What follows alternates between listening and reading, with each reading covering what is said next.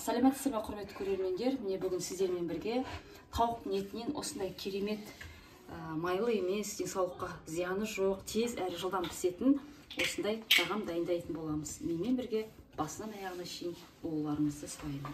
Көріңіздер, өкінбейсіздер. Көріңіздер, өкінбейсіздер. Өте керемет. Керемет. Неке, тауықтың таза еті мен өте жібіткен жоқпын, себебі қазір кесу ыңғайсыз болады. Енді осыны біз қазір 2 немесе 3 бөлікке бөлуіміз керек. Сіздерге ыңғайлы болса, былай да бөлуге болады. Осылай бөлек, біреуін осылай бөліп бөлек. Әлде жоқ. Ұнатпасаң, мен балаларым ұнатпай жатыр. Өткен жасап берген, кішкене ұзыннан кесіңіз дейді. Осыны өйстіп бөліп аламыз. Сіздерге көрсетейін. Пышақтарыңыз міндетті түрде өткір болғаны жақсы. Ерекше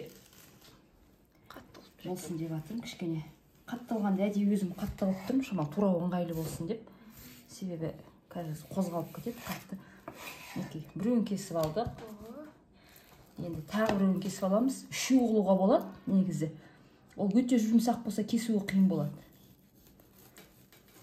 Үшіншісі. Бізге бұл жұқа болғаны бізге жақсы. Үшіншісі кетті. Екіншісі кетті. Енді үшіншісін бұлай да кесіп алуға болады. Қолдарыңызды байқаңыздар. Осылай шағындау болды. Ештеңе болмайды. Төртеуден шығаруға болады екен одан. Бірақ мына жер мындай болып тұр. Жарайды енді. Тамаққа қосамыз. Тамаққа қосамыз қазір келесін. Енді мен барлығын уақытылы сіздерге көрсете бермейін. Қазір қалай қанша шығады, соны көрсететін боламын. Осыны енді біз осындай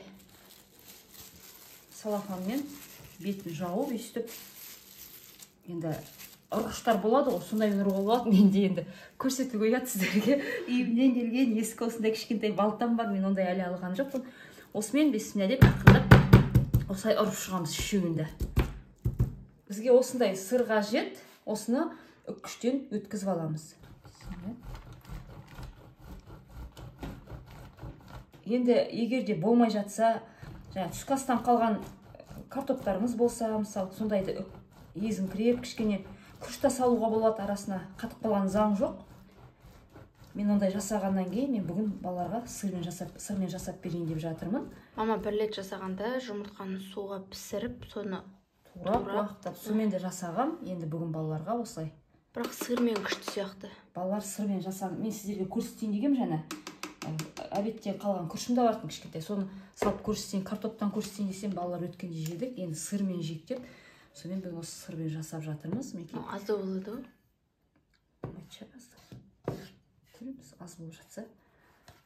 Енді осыған біз мындай көк жуа бар. Ақ желкені де турауға болады, бірақ балаларға менде ұнамайды. Өзіме ұнағанмен де енді барлығым жетін болғаннан кейін мен осындай көк жуаны сәлағын қосып жатырмын. Негізі ақ желкенді қосуға да болады. Осыны уақыттап қана тураймыз. Кинза дейміз ғой, болса ғана кинза салуға болады. Жуаның өзінде уақыттап, майдалап тұрып, онда қосуға болады. Фантазияларыңызға байланысты. Өздеріңіздің енді қолда не бар, соны салып жасай беруге болады арасына. Етпен енді біраз нәрсе сәйкес келеді ғой. Сосын мен кішкене енді ет болғаннан кейін жегенде арасында дәмді болып тұрсын деп, осында 2 сарымсақ алдым.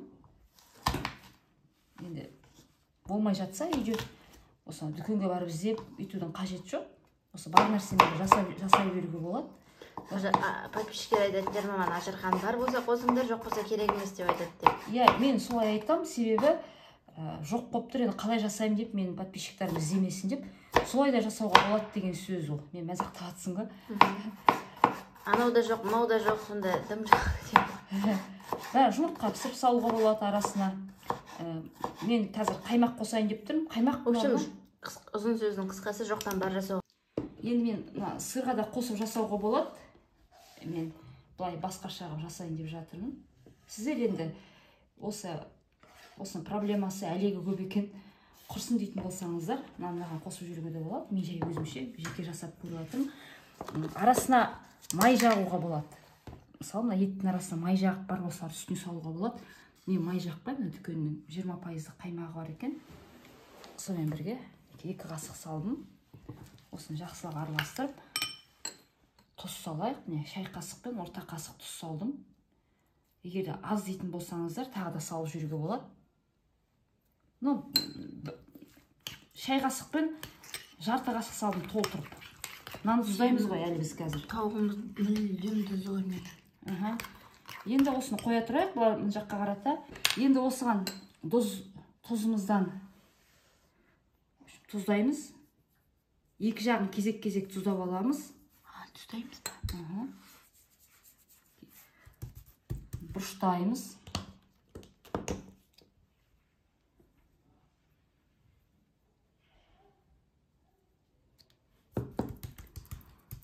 Екі жағын осылай тұздап, бұрыштап бірінші сөйтіп аламыз барлығын.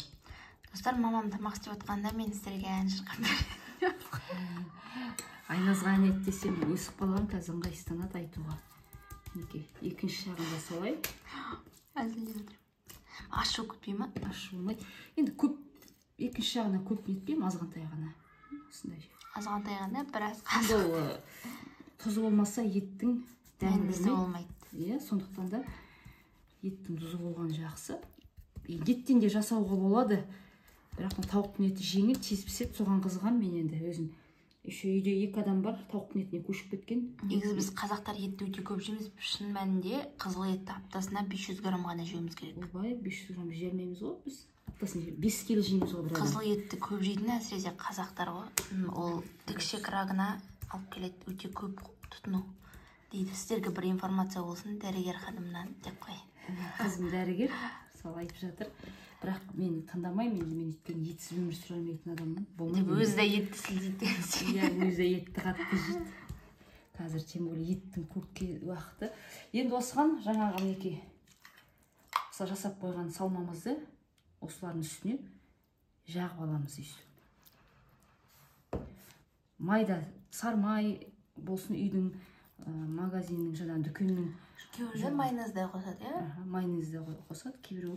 Енді мен зиян болмасын дегенмен осындай қаймақ жағып жатырмын, өте майлы емес қой. Үйдің майынан да кішкентай бір түйір жібітіп, бетіп езіп жағып жүруге олай да болады. Мен енді осылай көрейін деп тұрмын, өткенде үйдің майымен жасадым. Ұнады, енді картоп салып, езілген картопты салып, толченканы солай жасап көргенмін. Енді осыған жаңағы үккіштен өткізген сырымызды осылай кішкене қалыңдап салуларыңыз келсе, қалыңдатып салыңыздар. Осылай салып, құдай берген. Осылай енді осыны орап тастаймыз қазір. Мен үшеуін ғана көрсетейін, уақыт алып барлығын көрсетіп жатпайын. Енді барлығында осылай жасап аласыздар.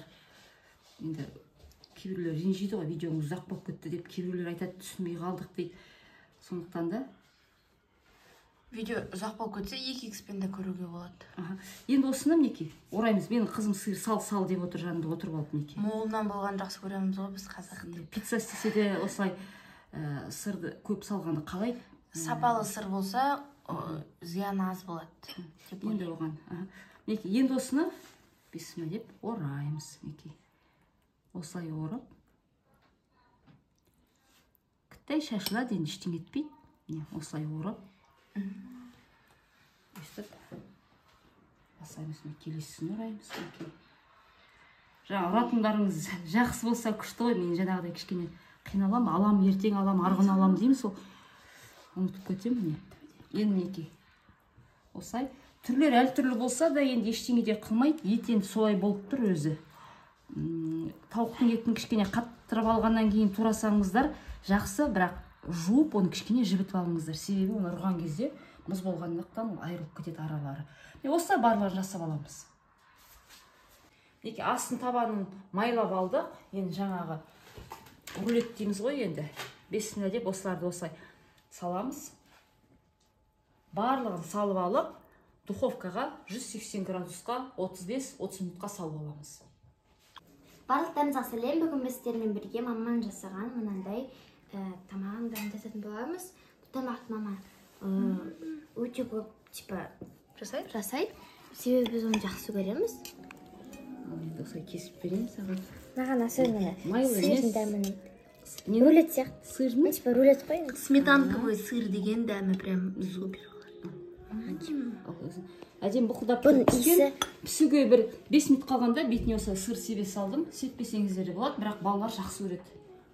Иіс прям күшті тұр. Самсақ бар сосын ғой, ас болсын жаным. Ал сыр ермей тұрғанда жеп алайын. Ыстықтай бізде жеп алады. Міне. Ал Сыр қатып қалмайды. дәмді тататын боламыз.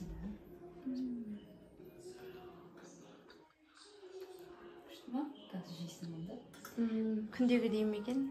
Көрінші. Бұдан ерекше. Ас болсын. Қане бізде тұрын көрейік. Прям ұнады маған. Прям күшті.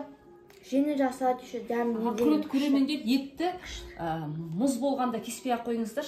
Ол дұрыс болмайды екен. Негізі мен өткенде жібітіп істеп көрмен осы екінші істегенде мұз болып кішкене қаттылау болып тұрғанда кеспедім, ол дұрыс емес екен. Еріп тұрғанда, до конца еріп тұрғанда істеңіздер. Ау. Ана бәрін жеп қойды. Маған ұнады. Сіздерге ұнатығын обязательно жасап көріңіз. Вообще өкінбесті. Күшті прям класс. Жасап көріңіздер. Сау болыңыздар.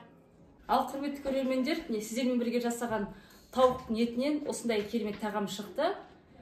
Осылай жасап көріңіздер, өзгертіңіздер, егер де ұнамай жатса ішіне қосқан салмалары. Келесі видеома шейін қош, сау болыңыздар.